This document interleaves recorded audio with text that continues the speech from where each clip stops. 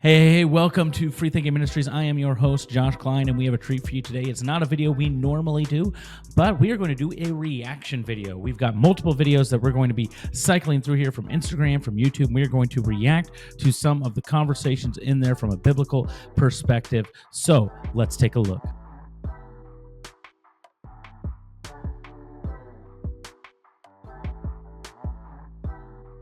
All right, before we get into our reaction video, I'd be sure to like, share, and subscribe to the channel. Subscribe to the channel, hit that notification bell so that you never miss an episode here at FreeThinking Ministries. And if you like the idea of more of these reaction videos, drop a comment below. Let us know if you want more of these. And also go to freethinkingministries.com and enter in maybe some more things to react to. We would love to get your input, or follow us on Instagram. That's FreeThink Inc. on Instagram. You can send us messages there as well with Instagram reels that you would like us to react to. So without further ado, let's get into it.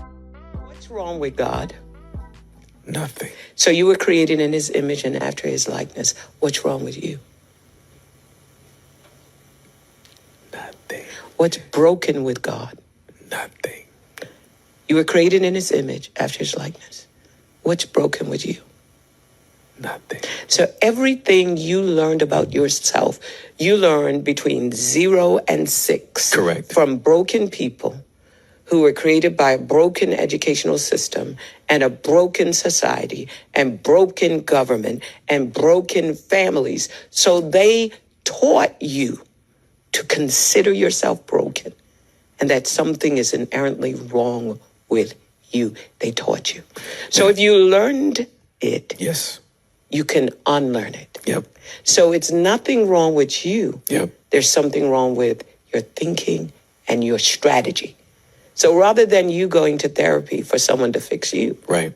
you go to therapy for them to fix your strategy. Yes. Because there's nothing wrong with self. There's only something wrong with your strategy. Okay, a lot to unpack there. But why are these people broken? So she blames the educational system on why people are broken. Okay, but people are broken all over the place. People have been broken for all of history, all of humanity. So there's something more going on here. And Tim Ross, he just sits there and accepts it. Goes, yes, yes. So what's going on here? Should we maybe keep reading past Genesis 1:27 when we're created in God's image? Now, I agree we're created in God's image, but I don't think what flows from it is what she entails that it flows from it. And Tim Ross just nods along. He even says yes here. Now, to be fair, I haven't seen the entire podcast, so perhaps he explores this and offers a more doctrinally sound response to this lady. But if I'm just taking this clip at face value, there are numerous issues. Number one, being made in God's image does not imply continuous moral perfection. It simply implies divine representation. We are God's representatives on this earth, and we can either represent him well or poorly. Second is they both skip from Genesis 1:27 to the current day without even asking the question, well, why are all of these things broken? If the educational system's broken and that's what's to blame. She says everything that happens to you between the ages of 0 and 6 is everything you learned about yourself. And then she blames the educational system for that. Well, by then you're only in the educational system for 2 years. So what's really going on here? Why are these people broken? And that leads me to my last contention. The gospel is nowhere in sight here. It's not even offered. In fact, there is an assumption, or at least an implication, that if we unlearn what we have learned about ourselves, then we can feel good and be good. But if Jesus is correct and only God is good, then the only one who can actually help make us good is God himself. And that's the gospel through Jesus Christ. So this is horrible theology in this clip, and it's hurtful too. You said it was based on scripture and you believe that there are moral, correct, yes, objective, universal truths. Yes, there are. So murder is wrong today and murder was wrong 2,000 years ago. Right, okay, fair. That's not same sex, but fair. I see your point. But there are moral truths that are transcendent of time, place, and matter. Okay, but so just to clarify, you believe that this is in the Bible. This is laid out in the Bible, that man shall not sleep with man, and so therefore... Well, it's also repeated throughout the New Testament as well. In the book of Matthew, Jesus reaffirms the biblical standard for marriage. Okay, so I'm going to make two very, very quick points. So the first, so if we look at the Old Testament in isolation, just to start off with, as an example. So let's look at Exodus 35:2. which suggests that if you work on the Sabbath, you should be put to death. If you look at Leviticus 11:7, it suggests that if you have pork, you should be put to death. Let me finish, I'll be done. If you plant two crops side by side, you should be stoned by your entire village. If you wear a suit, which you are wearing now, that contains two different fibers intertwined into the same jacket, you should be burned at the stake by your own mother. Now, following that rationale, in Leviticus 18:22, when it states that man shall not sleep with man, why aren't we burning ourselves at the stake as well? Why aren't we stoning ourselves to death?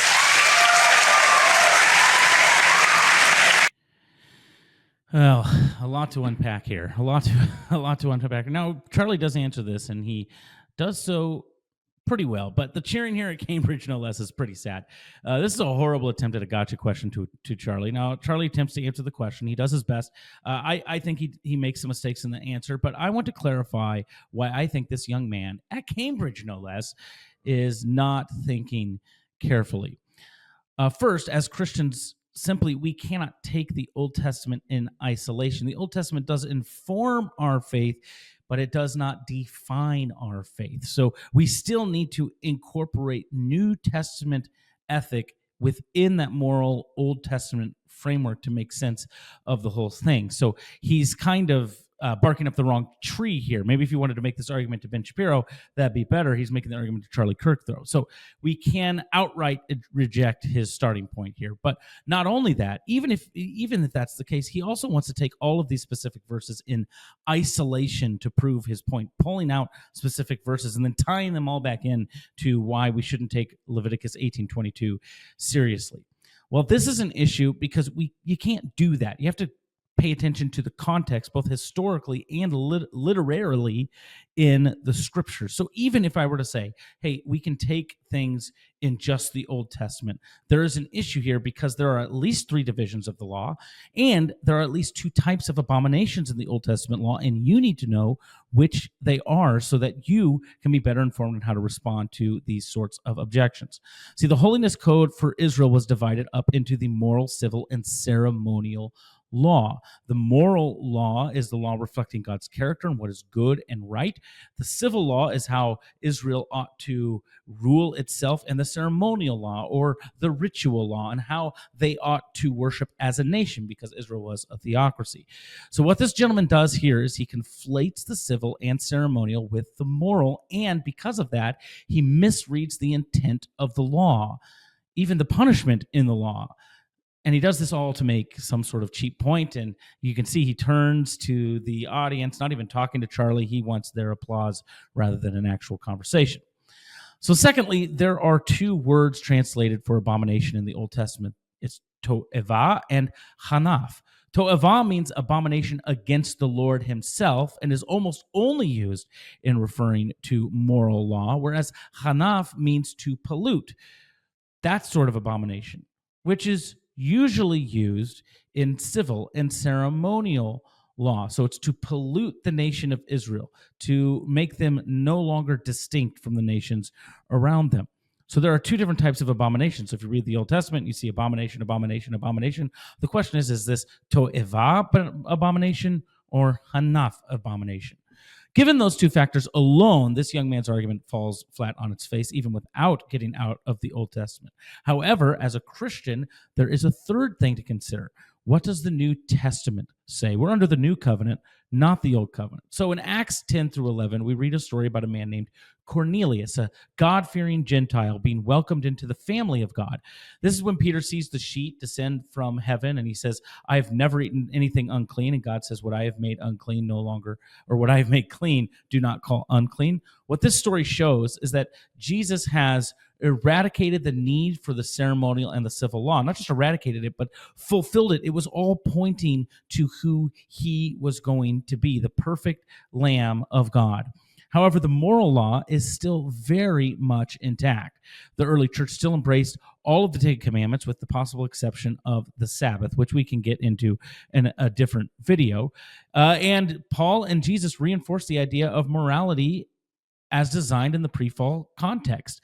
In that sexual ethic, Jesus says, it was not so from the beginning when responding to divorce, intimating excuse me, that in the beginning shows the prime state of human sexuality, the way we were designed to operate. That is to become one flesh and be fruitful and multiply and fill the earth. And Paul is going to continue to build on that in the New Testament.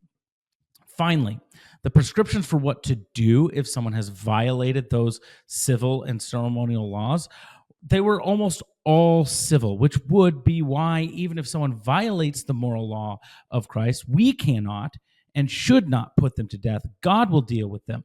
And God has dealt with those people who violate the moral law of Christ by Jesus' death and resurrection on the cross, which is why we place our faith in him, and he no longer sees our sin. He sees Jesus instead. Let's move on. Pride Month. The word homosexual didn't show up in the Bible until 1946. That was a translation choice, not divine revelation. The original Greek words Arsenokoitai and malakoi are debated by scholars. Some think they refer to exploitation, not loving consensual relationships. The truth? We don't actually know. But here's what we do know. In the same chapters people love to quote about homosexuality, the Bible also condemns things like greed, slander, and arrogance. All stuff that's wildly normalized in church culture and society today. Funny how only one verse ever seems to matter, right? Jesus never mentioned homosexuality. But he did call out religious hypocrisy, and that still hits. Queer people are not the problem. Weaponized theology is. You are seen, you are loved, you are valued, you are valid. Happy Pride. First, I want to acknowledge the reality that this young lady is giving a lecture on biblical morality while invoking the very vice that got Satan kicked out of heaven, pride. But second, I want to actually agree with her before I go into critiquing what her argument is.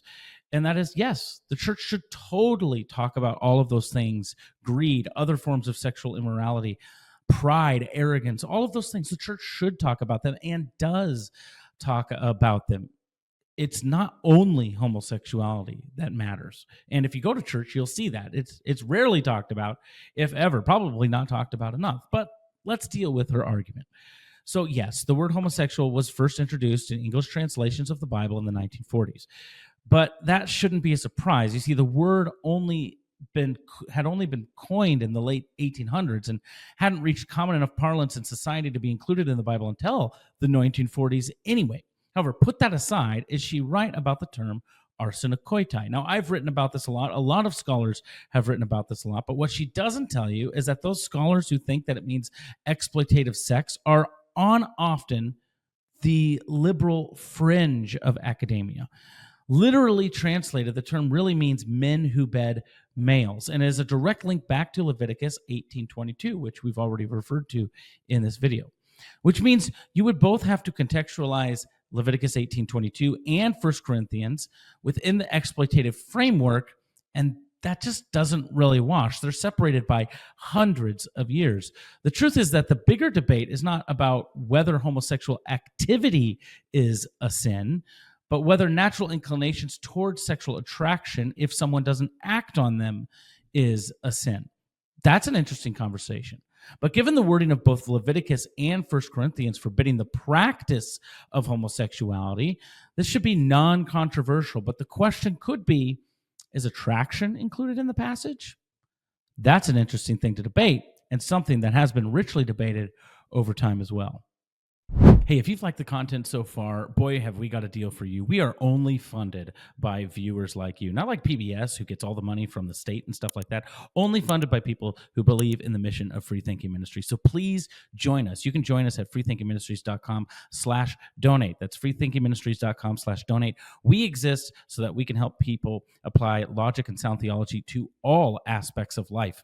And we're doing that here on this very podcast. So please do that. And don't forget to like, share, and subscribe. Hit that notification bell. Never miss an episode. We could talk about it if you like. I find it relevant because when I'm going to talk about abortion, there's quotes in the Bible that I think support pro-choice, in my opinion.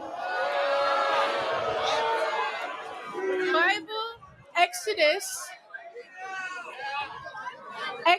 21, 22 through 25, when men strive together and hit a pregnant woman so that her child come out, so miscarriage, but there is no harm to the woman, the one who hit her shall surely be fined, as the woman's husband shall impose on him, and he shall pay as the judges determine. But if there is harm to the woman, you shall pay life for life, foot for foot, burn for burn, wound for wound, stripe for stripe. So I know that could be interpreted different ways. The Bible is interpreted in many ways. There's different types, different interpretations. But this says if a person causes a miscarriage through a woman, that they will pay.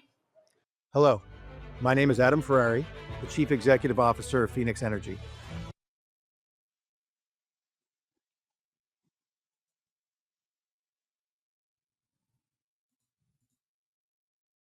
Causes a miscarriage through a woman, that they will pay for the abortion. So they will pay, another one will punish them. That is not what this law says, but let me just ask, are you a Christian? Yes. Okay, then continue. So it do you believe in the inerrant word of God? Yes. Okay, good. Yes. So it says that as the woman's husband shall impose on him, and he shall pay as the judges determine. So the judges determine, and it's talking about the husband, so therefore it's talking about a person, not God himself, not his judgment. So it's saying if someone has an abortion, we have the right to choose what to do to them, right? Didn't you say it was a miscarriage, not an abortion? It says when men strive together and hit a pregnant woman, so that's causing her to lose the baby. That's an outside cause. Therefore, it could mean abortion, because some people find that aggressive abortion is through violence, such as hitting, because not everyone has access to medical Was it abortion. the intent for them to kill the baby? It's unclarified, so that I cannot tell you. It's unclarified. However, what I will say is that it says that it's the judges determine, the husband determines. So God's not making the choice for us what to do with a person who does that to someone's child, does that to their own child. But it does say that if the woman is harmed, her herself, not the child, then they are liable by God, their life for her life, their foot for her foot. So what I'm saying is, if somebody needs an abortion for healthcare, let's say a woman's baby's not going to make it, and if the baby stays in her womb, she will die. And they refuse her an abortion, they refuse her that health care, and she dies. Should the doctor be liable under God?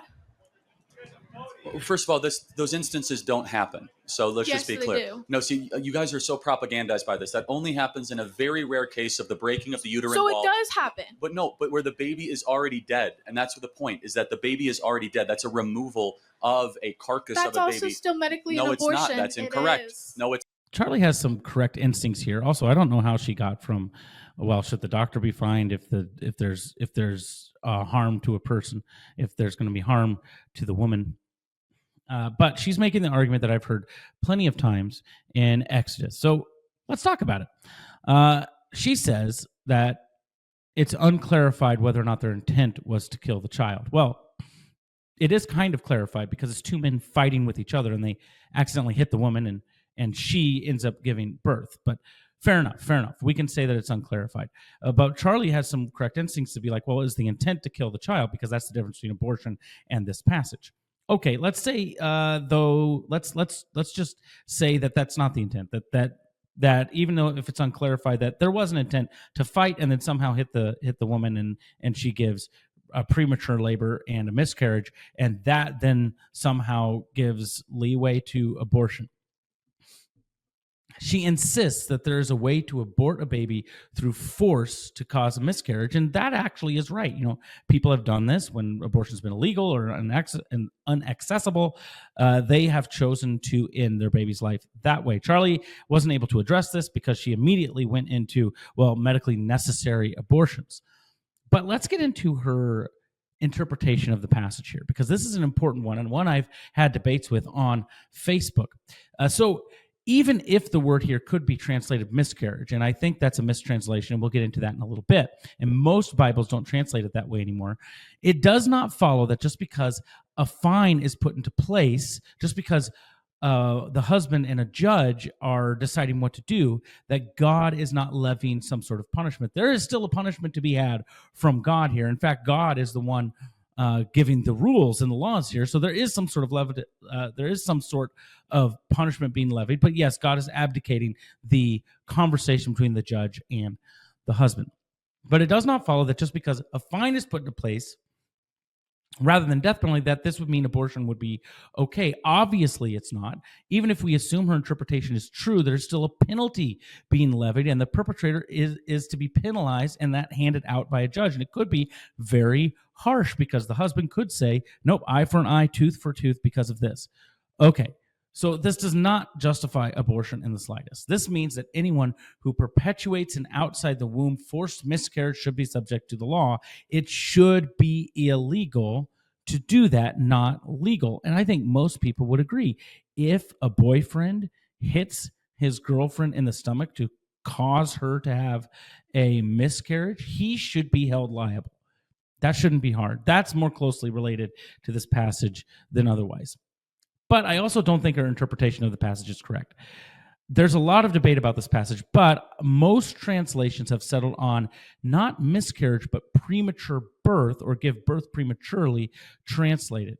This is for two reasons. One, because there is a word for miscarriage in Hebrew. It's used in the book of Job, it's used elsewhere, and it is not used in this passage. And two, because the word that is used is in this passage is only usually used in relation to something coming forth alive.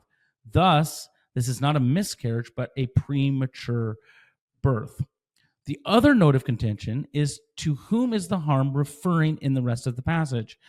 One of the arguments that I've made in the past is that the woman has already been harmed. She's been hit and gone into premature labor. That is harmful for the woman and probably rightly should be initiated in the legal process anyway. So what if it said, why does it say if there is no harm?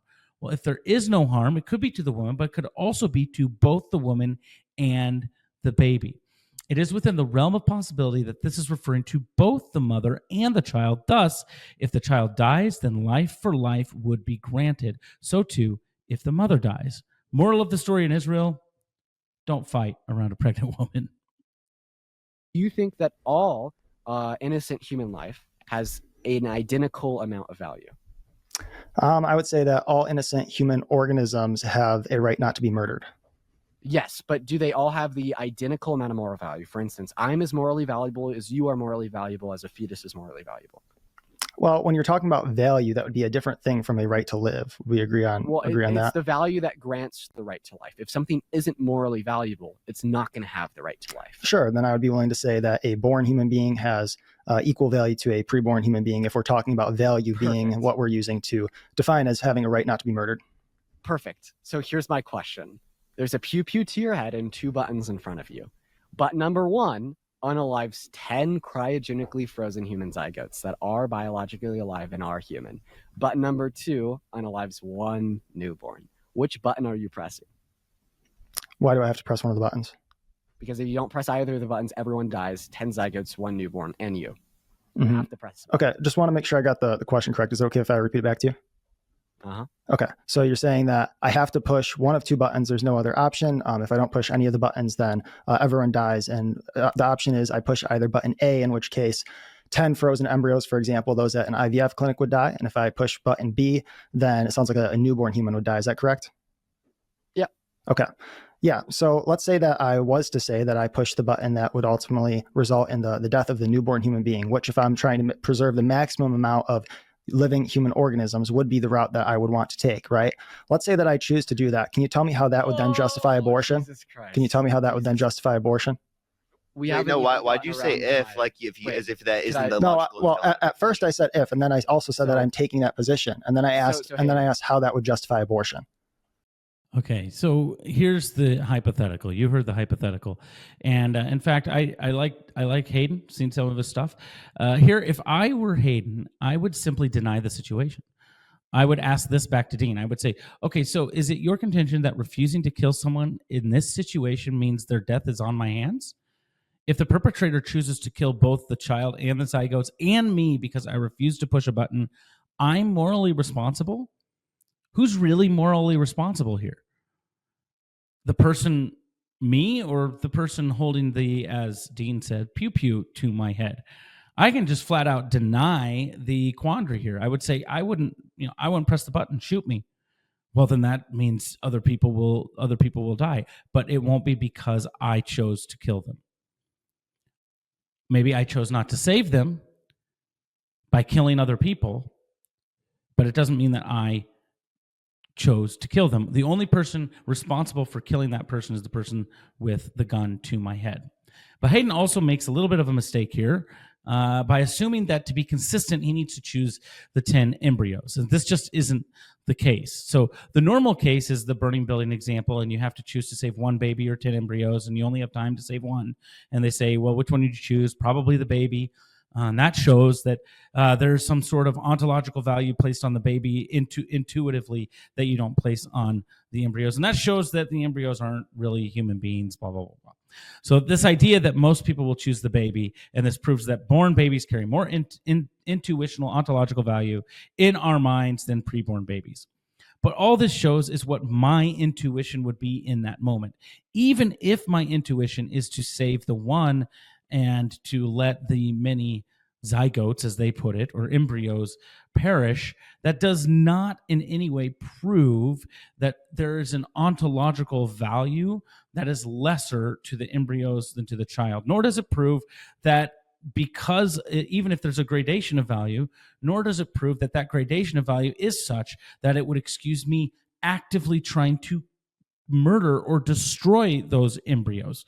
It doesn't show that at all. It just shows what my intuition would be. So a follow-up might be this, and it's one that Hayden actually says at the end of this video and stuff that he wishes he could have said. He says, suppose a slaveholder in the South runs into a burning building and there's one white boy in a room and 10 slave boys in another room. Which one would they save? Now, this is actually an example that Hayden brought up, so kudos to him. But does this prove that one white boy is ontologically more valuable than 10 slave boys? No, it would prove that Southern racist slaveholder had a misconceived intuition of ontological value.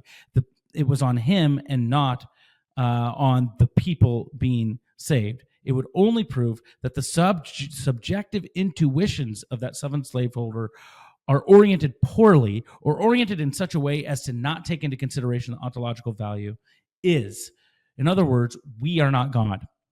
Finally, we can also flip the script. We can say, what if those in that other room are my embryos and my only opportunity to have a child, and then there's a child in this other room? All of a sudden, there's a parental aspect being thrown in there, which shows that relation actually changes my intuitive stance. So I think that this example falls flat. But we could make it even more difficult. In the end, those thought experiments don't prove. So this situation becomes even more difficult. It does not remain the same, because now I'm starting to recognize more fully the connection to ontological value in those embryos because of my relation to them. In the end, these arguments and thought experiments don't prove abortion to be morally neutral or good. There's no situation where a mother is going to Planned Parenthood at point of gun being told, abort your baby or kill 10 or I kill 10 random kids. That is not happening. This is choosing to kill the baby inside her without any of that moral pressure. I understand that it's not a direct analogy, that it's a thought experiment, but don't let the thought experiment remove you from recognizing that those are human beings worthy of life. And just because I might have an ontological intuition that there might be some sort of scale on who I would save, that doesn't mean there's a scale of who I can destroy whenever I would like. So the question then becomes, would it be immoral to go smash human embryos simply because I didn't want them to become babies at some point, or not? And if it would be, then perhaps we should consider that argument. By the way, this also highlights the immorality of IVF, but we're not ready for that conversation right now, are we? Can you do things that God does not know you're going to do? No, he would already know the choices I made because he's already seen the end of my life. He's already seen the choices I make. I am living that out and choosing those as I go, and that's what I'm going to be culpable for. But the end point has already occurred. History has already ended. God is at the end of it. Oh, wait, perfect. So there is an end point of history, and there are some events in history that are going to occur no matter what, even if you don't know them now. Yeah, like the second coming of Christ. Okay, cool. Perfect. So God knows what your life is going to look like. There's some trajectory. There are some events that are going to happen. Correct. In your life. Just yes or no? Yeah. Okay. So can you do anything other than those events? Yeah. There's still you still have moral. The middle knowledge actually answers this objection. So it's a good conversation here, but as my friend and colleague Dr. Tim Stratton might say, this isn't a problem if Molinism is true. Now the young lady is confusing will with necessary, and the confusion that knowledge stands in causal relation. It doesn't follow that just because God knows what will happen, that our freely choosing that thing is necessary. Think of it this way. God's knowledge is chronologically prior to my choice, but my choice is logically prior to God's knowledge. In other words, I don't do the thing because God knows it. God knows I do the thing because I do the thing. God knows it because I do the thing. There is no issue with this philosophically or logically speaking. Now, where he gets in trouble is in his stating that, yes, we could in fact do otherwise because we're morally culpable. Technically, he is correct. We could do otherwise. However, if we did do otherwise, God would have known we would have done that thing. God actualized a world in which he knows all of the free choices that I will make, and that is not causally determining my choices. I am still making those choices. He simply knows what I will do. And that's all we have for you today. If you enjoyed this, leave a comment below. If you want more content like this, reacting to other things, please let us know. And you can follow us on Instagram at FreeThinkMen. And you can send us some videos you would like us to respond to. Like this video, share it, and subscribe. Thanks for watching. And as we always say here at FreeThinking Ministries, stay reasonable.